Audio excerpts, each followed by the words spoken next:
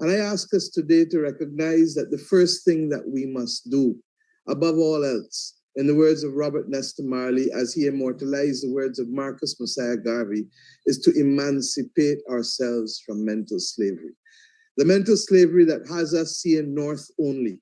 The mental slavery that has us trading north only. The mental slavery that has us not recognizing that between ourselves, we constitute 1/3 of the nations of the world. The mental slavery that has prevented direct trade links or direct air transport between Africa and the Caribbean. The mental slavery that has blocked us from reclaiming our Atlantic destiny and forging our future in the image and in the interest of our people. Wow, welcome and greetings all of you brothers and sisters. I can't explain how glad I am to share this good news to you that this weekend something new are going to happen. We are going to start emancipating ourselves from mental slavery. Leaders from Caribbean have already arrived in Addis Ababa, Ethiopia for the Second Africa-CARICOM Summit, the summit that will bring together Africans in the continent and to those who are in the diaspora, so their leaders, to undo the Berlin Conference. We are going to undo the Berlin Conference. Before moving too far, brothers and sisters, let me first of all share this video from our leader in the Caribbean. Panel with me. Let me, of course, recognize also the others who are representing the AU and the trade organization that we are here discussing this most important issue. I want to recognize also the president of the Afreximbank, President Oram. Your Excellencies, everyone, invited guests.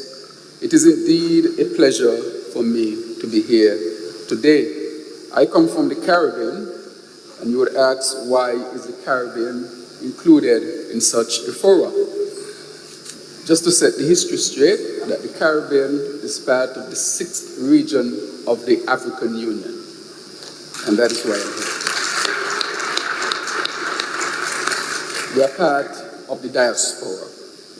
Just for historical context, we will know that the Caribbean is made up fundamentally of persons of African descent. Hundreds of years ago, there was trade between Africa, the Caribbean, and Europe. And that trade was premised on what we call the triangular Atlantic slave trade, where our peoples from Western Africa fundamentally were carried across the Atlantic to work on plantations in the Caribbean to build wealth, not for us, but to build wealth for others, namely the Europeans. However, we believe that that can be a different history today, because it was trade for others to benefit at our demise that took us from Africa to the Caribbean. We are saying today that instead of looking at that event that harmed us, that we can see hope today and establish what we can call the transatlantic bridge of hope, where we reconnect the Caribbean and Africa through trade for all of our benefits. Just to give you a little background, in my own country, St. Kitts and Nevis, which is part of CARICOM, a 15-nation organization. And it's an integration movement, one of the oldest integration movements in the world.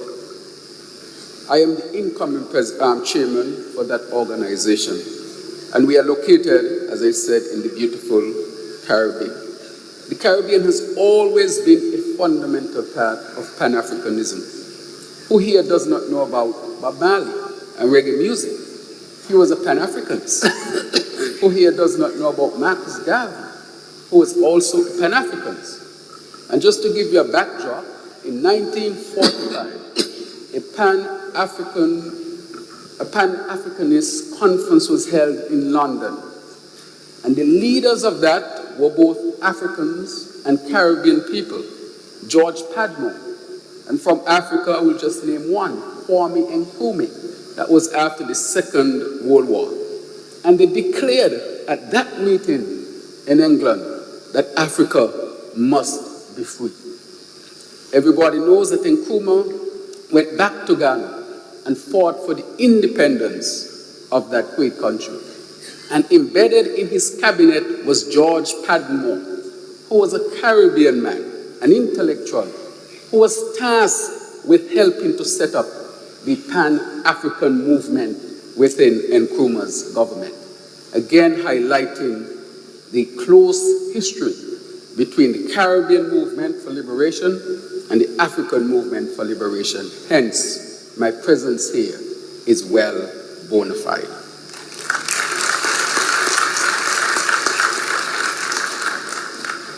As a backdrop, I would like to say that recently we have started to establish deeper ties with Africa, as we are the 6th region. Just in a few days, I will be in Addis Ababa, where the African Union and CARICOM will have its first face-to-face summit in its history. There was one in about 2021, which was virtual due to COVID. This is significant. But beyond the historical ties, which are critically important, there are beneficial things to be had as a result of the communication and re-establishment of ties between the African continent and its 6th region. And I want to thank the African Bank for really helping to promote this relationship. As a result of that, we have had at least 2 Caribbean African Summit held in the Caribbean, the latest edition being held in Grenada. And at that edition, we saw entrepreneurs, business people, investors from the African continent in the Caribbean seeking for opportunities to increase trade and the relationship. I can say that for my own country, St. Kitts and Nevis, we have had the opportunity to interact with companies from here on the African continent, where we are now pursuing investments from Africa in the Caribbean, because the Caribbean, I would say, has tremendous opportunities, and establishing this relationship of trade would create opportunities for all of us. So let me point out just a few areas where we can build strong relationship. I have been recently in Nigeria and had the opportunity to meet with the president. The president of Nigeria, His Excellency, came to the Caribbean, to St. Lucia, where he met with multiple prime ministers, again seeking to establish a stronger relationship. Since establishing this new relationship with Africa, we are now benefiting from the Open University of Tanzania.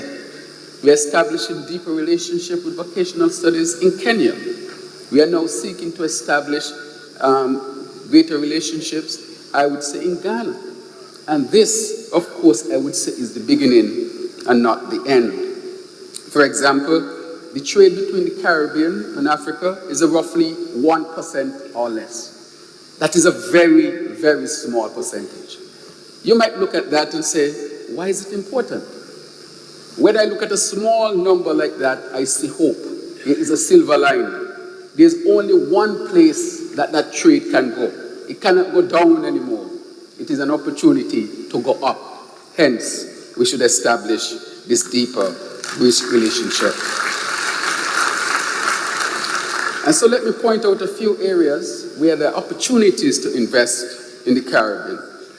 In technology, emerging technology, in agricultural products, in renewable energy. The Caribbean has geothermal energy. Kenya is very good at geothermal energy. We have sun, we have wind. Our potential is vast when it comes to the energy space. Tourism is a critical part of the Caribbean financial architecture. But there are no flights that go from Africa directly to the Caribbean. To go from the Caribbean to Africa, you have to go north to come back south. And it takes sometimes 2 to 3 days. However, in the Caribbean, we have direct flights from Europe and various cities within North America. And believe it or not, it is a shorter trip for me to travel from St. Kitts and Nevis to this great country than it is for me to travel from my country to London, yet I have direct flights from my country to London and no direct flights from my country to the African continent. Therefore, there's great opportunity for growth in the tourism sector, with Africa having over 1 billion people and the Caribbean being a premier area for tourism. Therefore, there are opportunities for this to grow. I want to also speak about in the creative industry. We know that there are great persons from this continent in that industry, but look at the Caribbean. Though we might be relatively small, we have certainly punched above our weight in the creative space. Reggae music, Bob Marley, everybody knows that. We also know, coming from the Caribbean, the steel pan, which is the only instrument that was invented in the 20th century. So it means, therefore, that there is so much room for growth, even when it comes to the creatives. In healthcare, in sports, what I'm basically saying is that there are opportunities in every sphere of our development, because our trade today only represents 1% with Africa, and with global Africa, that will only go up. And so as I wrap up today, I want to bring a message from the Caribbean, that we are much integrated and we are much interested in bringing a greater relationship with Africa as the continent and its 6th region. This will help us to create opportunities for our people and to rewrite a history, but a history not written by them, but a history written by us, for us, by us, for our own interests. And I will finally wrap up by saying, there are a few quotes that I heard today, and one of them came from the president, and he said that the African population is a youthful population. While other regions are aging, Africa is blooming. That is a great opportunity that we should take advantage of. I listened also to President Orama, and he quoted a great African leader, and he said, political power without economic power is glorified servitude. Those words are tremendous. And I listened to the deputy of the African Union when she said, if we don't trust ourselves, in a sense, then we can't expect others to trust us. And my final quote as I make a call to action, that the train of the African upliftment and movement is moving. And I ask all of us to join it. Thank you very much.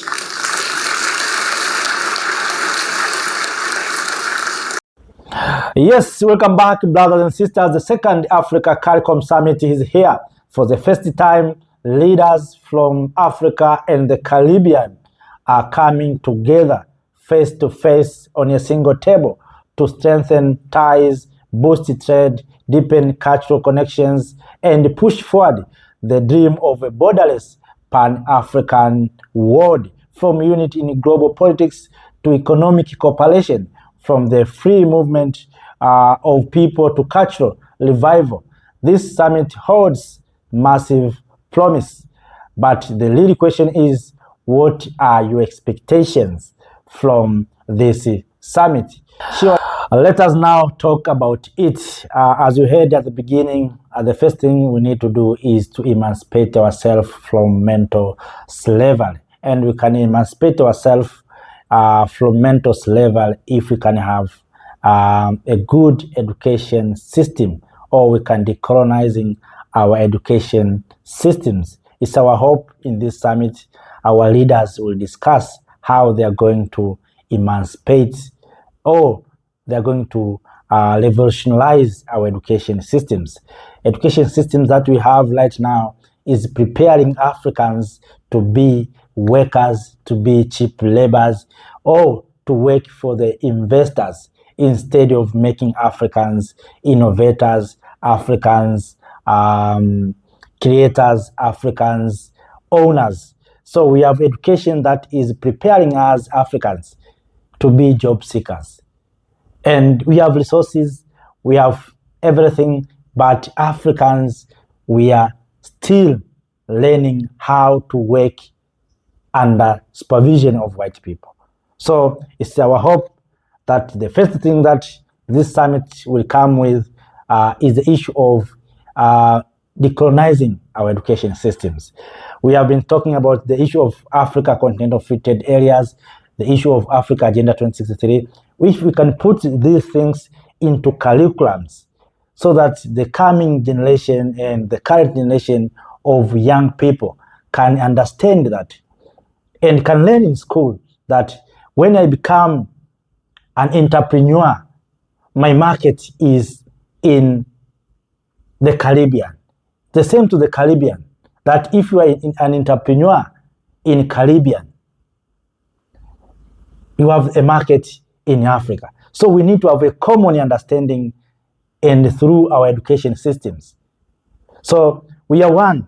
One thing that we need to understand that we are one. Africa and diaspora, we are one thing. Those who are in the diaspora were taken from this continent during slavery. So we are one. We are automatically connected, spiritually connected. So when we talk about unity and trade, whatever you can talk about trade, boosting trade, deepening cultural connection, the first thing that we need to do is to emancipate ourselves from mental slavery. And to do so, we need to have a life education system. Right now, it is very easy for African nations to trade with Europeans than neighboring countries or neighboring nations. You see, it's because of mental slavery. Mental slavery that is prohibiting Africans from importing from fellow Africans. And we are happy to import eggs from Europe, importing chickens from other places, while Africans here are producing and they are suffering with the issue of the market.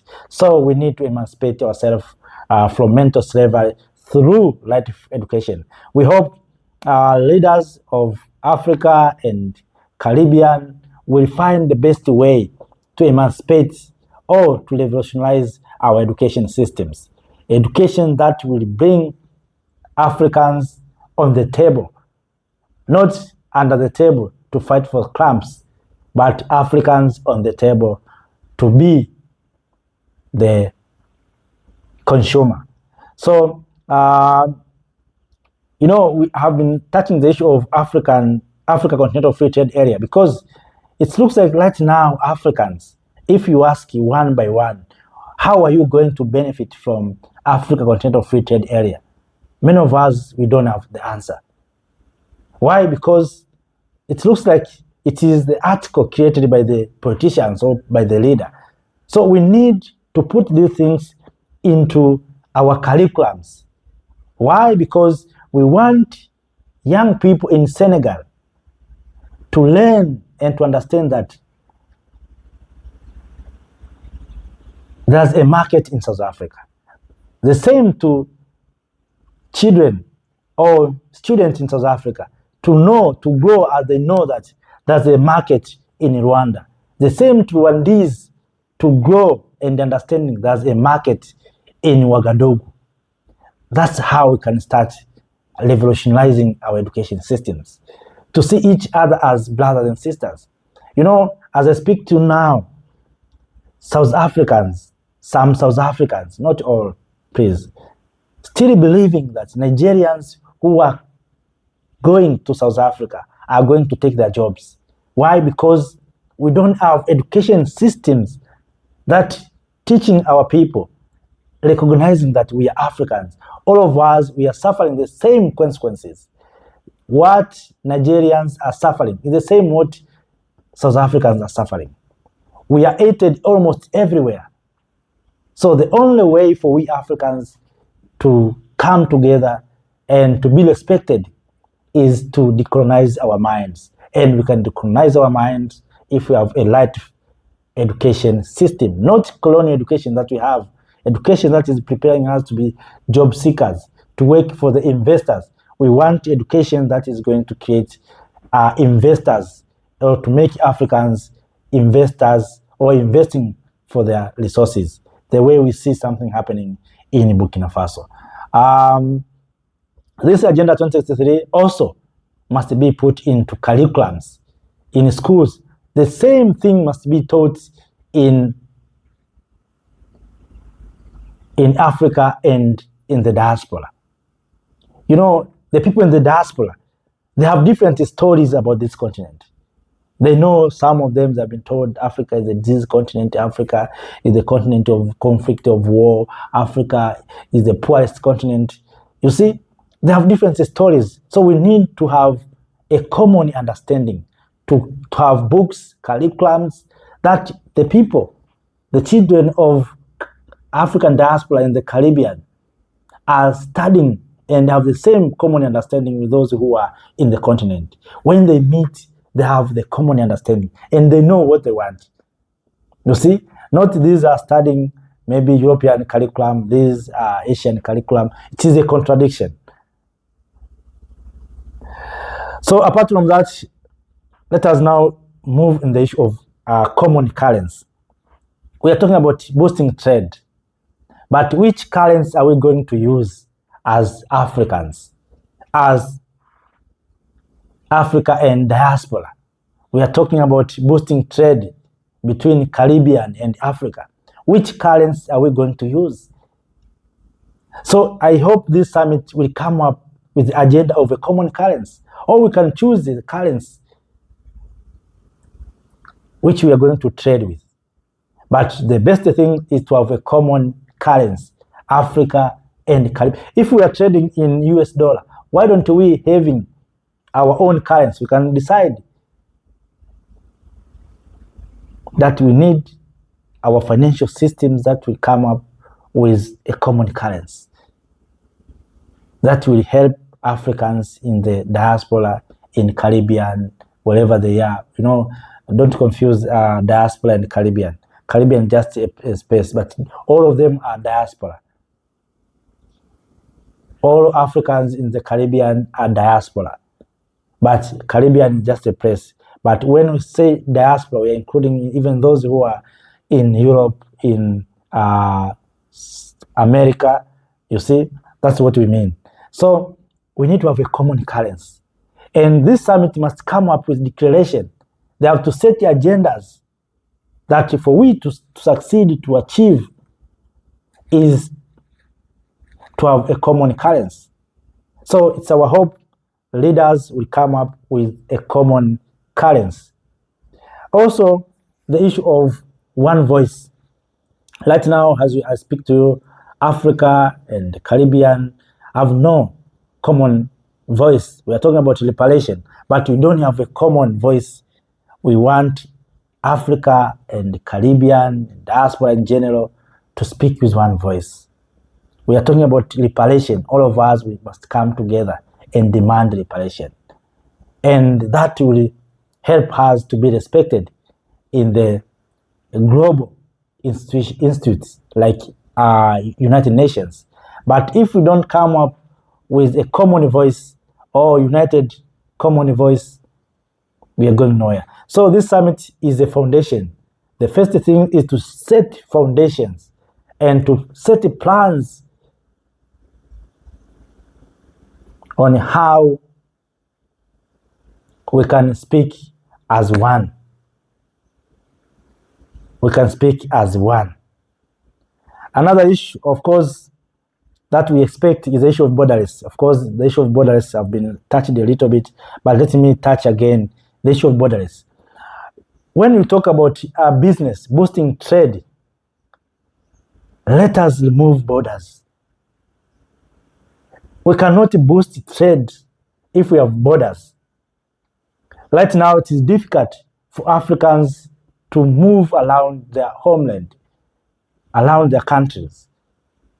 But Europeans are very easy for them to move across Africa, even across Europe. But when it comes to Africa, Africans are difficult for them to move across Africa, also across other places like Europe. You see, Africa, we are being defeated in Africa, we are being defeated in Europe, in China, in America, and everywhere. So let us remove these borders. We are talking about undoing the Berlin Conference. Let us abolish these borders. Because to have these borders, these borders remains as maybe administration ways of governing. But for the people to move from one place to another, we don't need these borders. And we have been saying the issue of common currency. If you can remove these borders, it is very easy for us to have a single currency, because right now you need to have almost more than 30 currencies for you to trade among African nations. If you are in South Africa, you need to have a land. If you go to Zimbabwe, Zimbabwe dollar.